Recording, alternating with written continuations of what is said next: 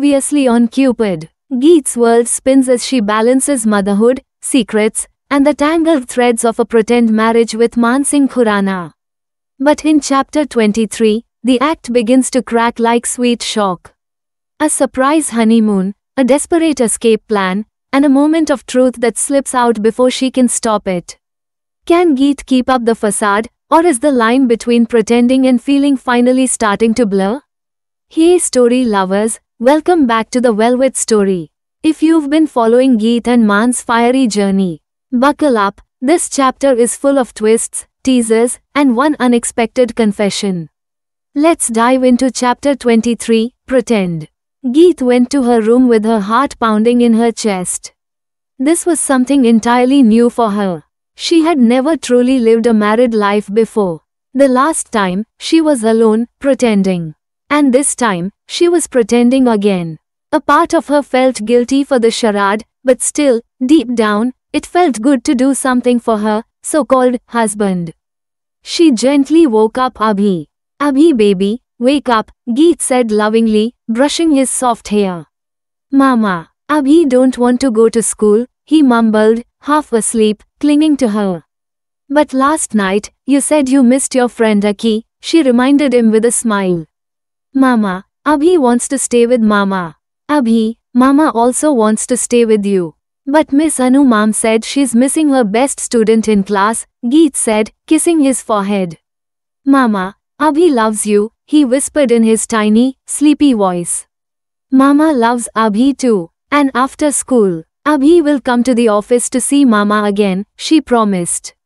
"Really, Mama?" he asked, hugging her with his tiny arms wrapped around her neck.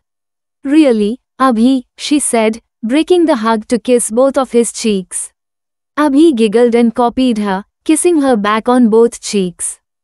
Geet smiled as she helped Abhi get ready for school, for the first time in so many days.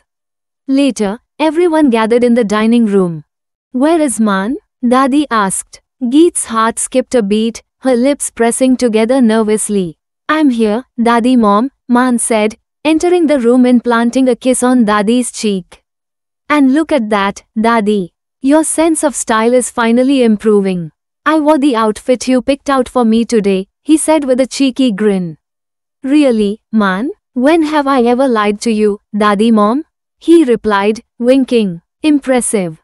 Dadi chuckled. "But, Man, I didn't pick anything out for you today," she announced, surprising him. "You didn't?" Man asked, his smirk fading for a moment. "Don't pretend, Man. I know sons change after marriage. You are just like the rest," Dadi teased with a smirk. "Oh, my sweetheart Dadi Ma, that's not true," Man said playfully. "Yes, Dadi Ma, Bhai hasn't changed at all. We've been watching him," Dev chimed in, smirking. Man tossed an apple at Dev, who caught it and took a bite. "Dev Bhai, why are you teasing Man Bhai?" "Man Bhai, you look cool today, definitely Bhabhi's choice," Annie teased. "Oh, really Annie? Of course, Bhai. When have I lied to you?" she said with a smirk. Man smiled, amused. "And Geet, you really don't have to do all this for me," he said, imitating her voice dramatically. "Oh, I didn't know you were that sweet," he added, pulling her cheeks and kissing one, making her turn scarlet. Geet, who was helping Abhi eat, grit her teeth in frustration.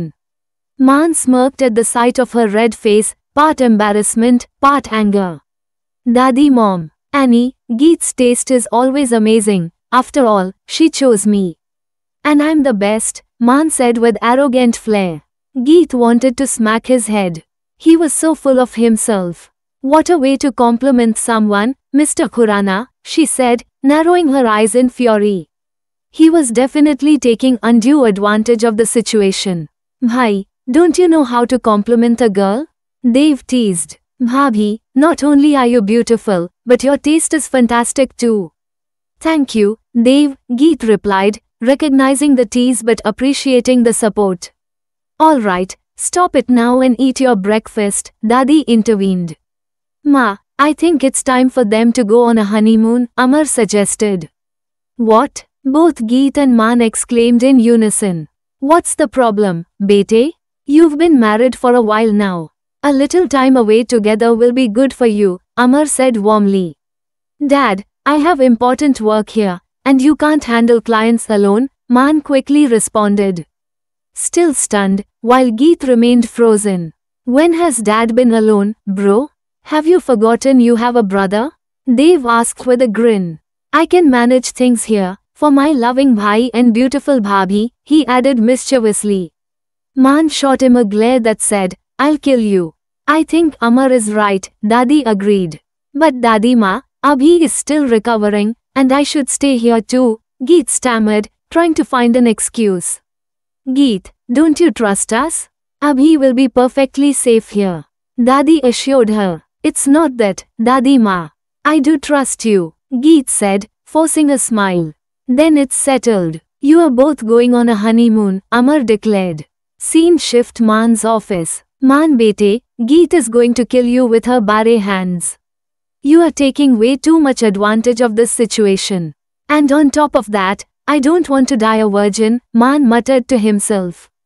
Think, I need an escape plan. Anything to get out of this honeymoon. He was so lost in thought he didn't notice Amar enter the room. Maan, stop daydreaming about your honeymoon at the office, Amar said, snapping him out of it. Dad, I'm not thinking about the honeymoon, Maan replied quickly. Don't lie, son. It's written all over your face. Actually, you're right. I am thinking, but about how to escape this. Maan muttered under his breath. Since when did you start talking to yourself? Amar asked, amused. Thanks, Dad. Come on, we have a meeting to attend. After you, Dad. Scene shift Geet's office. Okay, I'll think of something, Geet said over the phone. This honeymoon was an unexpected gift from Mr. Amar Singh Khurana, and on top of that, there was another issue. Great, Babaji. What now? She didn't want to hurt anyone's feelings. But she couldn't go on a honeymoon with Mr. Attitude Singh Khurana. Leaving Abhi behind scared her, and on top of everything, she had to go to the USA. Think, Geet, think. A foolproof escape plan. And you definitely can't depend on Mr. I'm so full of myself. Geet dialed Mira's number. What do I do, Mira? She explained everything, hoping for a miracle. Geet, yes, do exactly what I say. That way, you'll go to the USA, solve the Abhi issue, and no one will suspect you're not going on a honeymoon. No one gets hurt either. Geet's eyes lit up with hope. Now I see how you became a doctor. You are intelligent and totally deserving too. You are actually complimenting me, Geet. And in a new way? Great going. Mira laughed. Thank you, Mia, Geet said with a genuine smile. Mira could feel the shift in her. Geet was changing. She just hoped Geet didn't get hurt again in this pretend game. Scene shift Khurana mansion. Mr. Khurana, we are going on a honeymoon, Geet said as she entered Maan's room.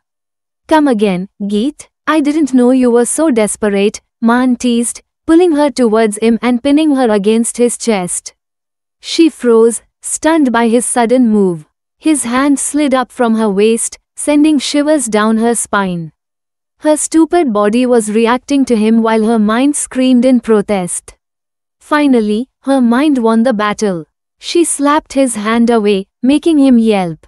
You wild cat! What are you doing, Mr. Parvat Singh Khurana? Geet scolded, eyes blazing.